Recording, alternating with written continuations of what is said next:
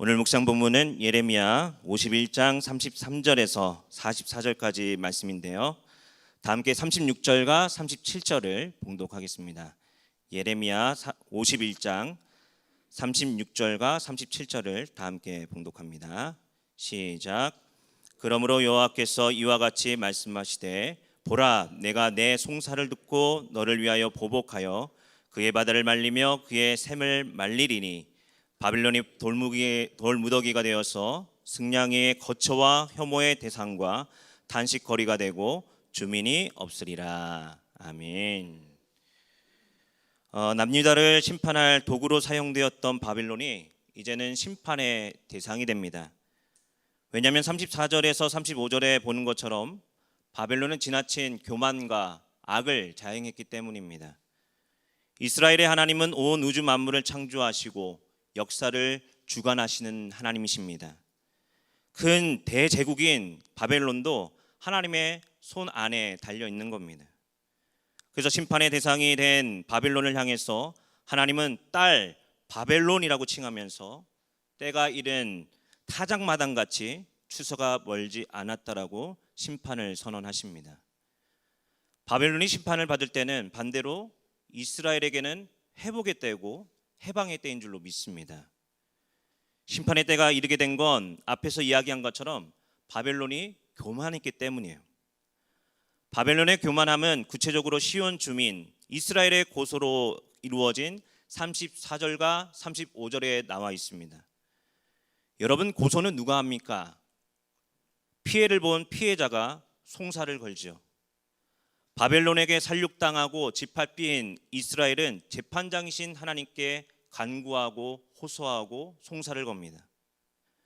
느부갓네살 왕과 그들이 자신들을 살육하고 억압한 것처럼 내가 받은 폭행과 학대가 바벨론에게 그대로 돌아가기를 원한다라고. 여러분, 우리도 정말 억울할 때, 너무 화가 나서 잠조차 오지 않을 때, 아니 상처가 나서 한이 될 때 얼마나 많습니까? 신앙을 가지고 있다고 해서 모든 상황이 용납이 됩니까? 그냥 해소되지 않죠. 우리 역시 이스라엘처럼 하나님께 호소해야 합니다. 원수의 만행을 고소해야 된다는 거죠. 왜? 하나님은 자신의 자녀들의 신음소리를 들으시고 억울한 한을, 그 맺힘을 들으시는 분, 그리고 그것을 해결해 주시는 분이기 때문입니다. 바벨론은 심판의 도구로 사용될 때 하나님을 인정해야 했습니다. 그러나 그들은 영적으로 미련해서 교만을 떨고 마치 하나님이냥 이스라엘을 억압했습니다. 이스라엘은 바벨론의 학대로 인해서 말할 수 없는 고통을 갚아달라고 소송장을 하나님께 내는 거죠. 그때 하나님은 이스라엘의 호소를, 그 기도를 들어주십니다.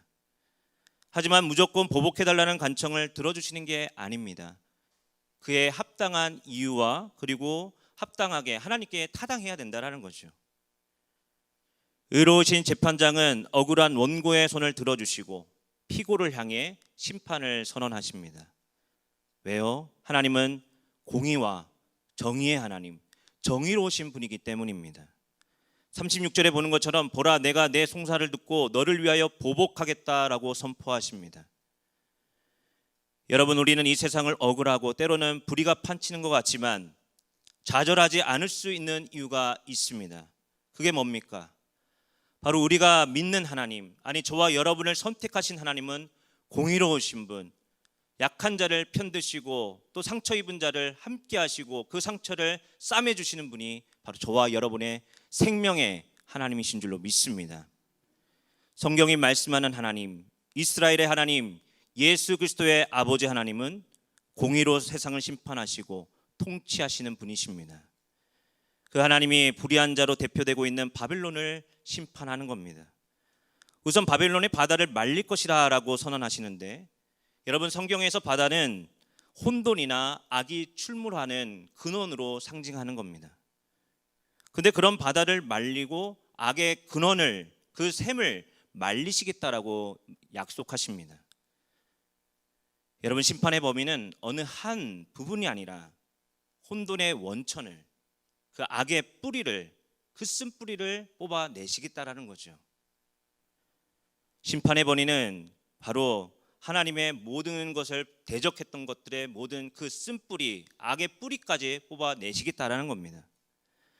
악이 범람하는 바다는 심판으로 마르게 됩니다. 그리고 철저한 심판은 휘황찬란한 바벨론을 돌 무더기로 만들어 버립니다. 폐허가 된다라는 거죠. 사자가 으르렁거리면서 영원히 그 권력을 유지하고 세상에 뽐낼 것 같은 바벨론이 하나님의 심판의 대상이 되는 겁니다. 영원히 잠들어 깨지 못하게 된다는 거예요. 회복할 수 있는 그런 가능성, 아니면 그런 어떤 여지마저도 없다라는 거죠. 마치 어린 양과 수장과 순염소가 도살장으로 끌려가는 것처럼 바벨론의 멸망은 재기 불가능할 정도로 철저한 심판입니다.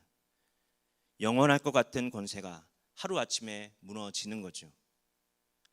하지만 여러분, 하나님의 주권을 인정하지 아니하고 자신들이 주인인 양 행세하면서 약한 자를 억압하는 것, 그런 주권은 영원하지 않습니다.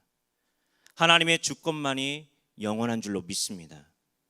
하나님의 주권이 영원하다는 건 모든 일이 송사가 하나님께 달려 있다라는 겁니다.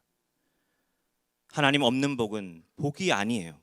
어떤 상황에서도 인생의 주인인 하나님께 속해 있다는 자가 복 있는 자입니다. 이스라엘의 송사에 공의와 정의의 하나님은 바벨론을 멸망시켰다라고 선포하시는데, 그때 예레미야는 멸망당하는 바벨론을 위해 애가를 41절에 부릅니다.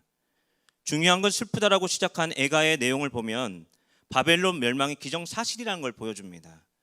앞으로 일어날 일을 예언하면서 반드시 이루어질 것을 확신하면서 예레미야는 슬픔의 노래 애가를 부릅니다.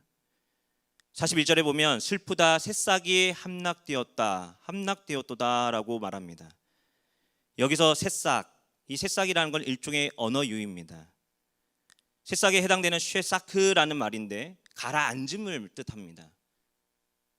이건 철저한 바벨론이 가라앉게 되었다는 거죠. 철저한 멸망을 말하는 겁니다. 큰 강인 유프라테스 강이 범람해서 바벨론을 덮치게 되고 그 땅은 뒤덮여지게 될 것이다. 여러분 기억하십시오. 이스라엘의 신음소리를 들으시는 하나님은 바벨론에게서 이스라엘을 단순히 정치적인 해방, 억압이나 핍박에서 해방시키는 것만이 아닙니다. 마르둑과 같은 우상과 같은 교만한 바벨론을 타파하고 바벨론의 추종자들이 다시는 악한 무리들이 몰려들지 않도록 파괴하시는 겁니다. 하나님이 없는 성공, 스스로 세운 교만은 언제든지 무너집니다. 하나님의 심판의 파도가 휩쓸고 가면 순식간에 무너지는 겁니다. 바벨론이 잘 나간다라고, 세상이 그 아무리 잘 나간다라고 부러워하지 마십시오. 아무리 잘 나가도 역사의 주인이신 하나님을 잃어버리면 모든 것을 잃어버리는 겁니다. 반대로 모든 것이 하나님의 손 안에 있음을 믿고 부르짖으면 하나님께서 우리에게 살 길을, 해방의 길을, 회복의 길을 열어주시는 줄로 믿습니다. 풍성한 은혜로 응답해 주시는 겁니다. 하나님의 은혜를 누리기 위해서 우리에게는 무엇이 필요합니까? 바로 겸손이 필요합니다. 그런데 그 겸손이 뭘까? 남들 앞에서 미소 지으면서 상냥한 태도가 겸손일까요? 진정한 겸손은 하나님을 하나님으로 인정하는 것입니다. 하나님의 자리에 내가 서 있는 것이 교만이고 그 교만을 하나님은 심판으로 덮으십니다. 그리고 하나님을 의지하는 자들을 건져주시고 인도해 주십니다. 여러분, 우리의 인생은 하나님께 달려 있습니다. 전능하신 하나님께 여러분의 기도를 솔직하게 드리시고 호소하기를 바랍니다. 마치 이스라엘이 바벨론을 고소하는 것처럼 말입니다. 근데 우리의 호소를, 하나님은 우리의 기도를, 모든 송사를, 아니 우리의 작은 신음까지도 들으시고 응답해 주시는 분, 하나님의 때에 응답해 주시는 분이신 줄로 믿습니다. 왜요? 하나님은 생명의 하나님, 살아계신 하나님, 저와 여러분을 구원하신 구원의 하나님이시기 때문입니다. 기도하겠습니다. 사랑의 아버지 하나님, 하루의 첫 시작을 말씀과 기도로 시작하게 하시니 감사와 찬양을 올려드립니다. 이스라엘의 하나님은 온 우주 만물을 창조하시고 지금도 통치하시는 역사의 주인이신 줄로 믿습니다. 저희의 아픔과 송사를 들으시고 또 보복하시는 하나님, 저희의 신음을 들으시고 이 시간 응답하여 주옵소서. 하나님은 우리의 문제 해결을 해줄 뿐만 아니라 정의와 공의를 세워주시는 분이신 줄로 믿습니다.